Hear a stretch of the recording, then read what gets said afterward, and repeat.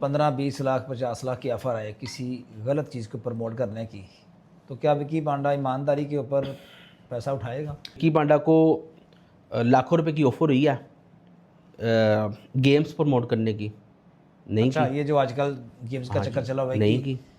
और हमारे कुछ फूड ब्लॉगर्स भाई की हैं, वजह से भी अंदर है। फूड ब्लॉगर्स भाई हैं, उन्होंने किया। अच्छा, वो पता नहीं कोई और गेम्स होंगी, ये दूसरी गेम्स होती हैं, मैं नाम नहीं लेना चाहूँगा। वो खेलते हैं, जुआ लगाते हैं, उस पर पैसे कमाते हैं। काफ़ी सारे फूड ब्लॉगर्स उन्होंने प्रमोट किया, अपने लिंक लगाए रखे हैं, लेकिन वो बचे हुए फिर रहे हैं। मेरी सोच से बाहर कैसे बचे फिर रहे हैं। तो मैंने सर इस तरह का मुझे तकरीबन कोई 7-8 लाख की ऑफर है सिर्फ एक वीडियो की। एक वीडियो लगा दें और एक हफ्ते के लिए लिंक लगा दें, और बस आपने ये बताना है, ये जो मैं इतनी अय्याशियाँ करता फिरता हूँ, ये मैं गेम खेल के पैसे कमाता हूँ।